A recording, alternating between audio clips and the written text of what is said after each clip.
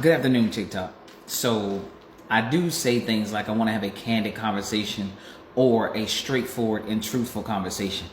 And a lot of times I guess we get into maybe people ask yourself, well, why is your truth different than anyone else's truth? I don't want to misdirect, but I believe I said this.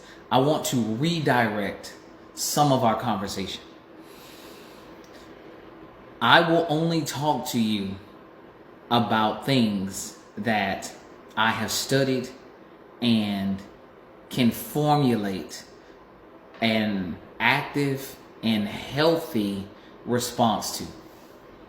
If I have not studied it, then I am very careful at the type of opinion that I'm going to put out, which is why I am insistent on running for governor of Florida. It is because we the people need somebody who is going to have candid and truthful conversation.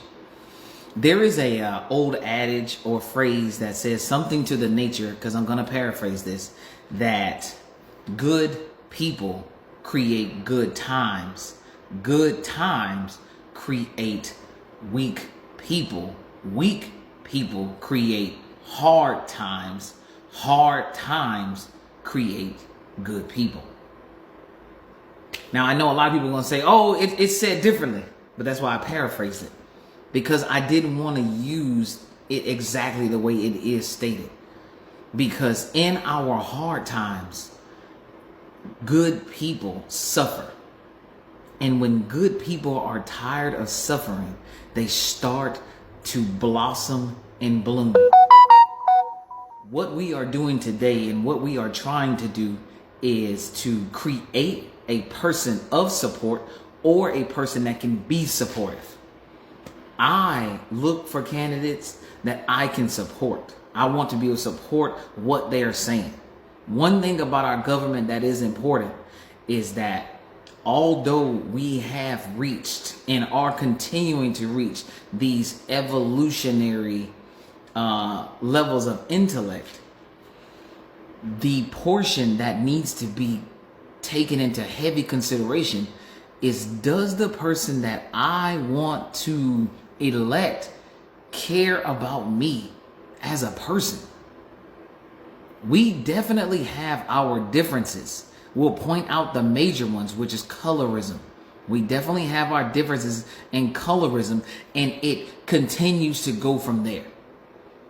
But one of the major things that we want to bring to everyone's attention is, it is very important, again, that we simplify these laws and policies in a way that our current voting Americans and our youth that is coming up to be current voting Americans can understand. In Florida, we hit the polls. You go down there, you look at those documents, and you're like, hey, y'all threw in a whole lot of numbers, whole lot of things, nothing in plain language yet again. And for those who don't go research and study, you don't know. And then we'll say, well, that's your fault. And you're correct, 100%. You put me in office. I decided to write things that you couldn't understand, but you put me here. So you're right. It is my fault. It is also my fault that I do not go out and study, and I do not go out and find every single thing. It is my fault. And that is accountability. And I am taking that accountability. And every voting American out here takes accountability for everything that we are enduring. And we're also going to take accountability for walking ourselves one step at a time out of it. That is why I am asking you, and I am imploring upon you to give me the opportunity to be your champion of turnover, your champion of pass down, your champion of redirection. This is the things that I'm looking for. I want to champion your redirection. That makes it our redirection. When I talk to you, I want it to be so candid, so truthful and honest and straightforward. Do y'all understand? When is the last time you were able to sit down in an hour, or even wanted to sit down in an hour, to read a 400 plus page document?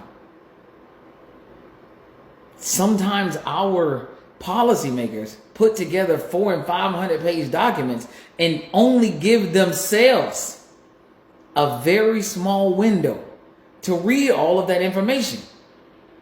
These are not speed readers. Let's be realistic. So I'm asking you to vote for me so that we can keep our structure in place of democracy, but start to kind of make America look like it's working for everybody, so we don't have to keep having divisionary conversations.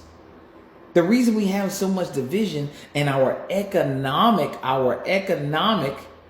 financial and living lifestyles are so different is because a lot of our policies make it that way. People aren't, if you can cheat and not get in trouble, people are cheating. The majority of people will cheat. If you can do it and never get in trouble, you're going to cheat.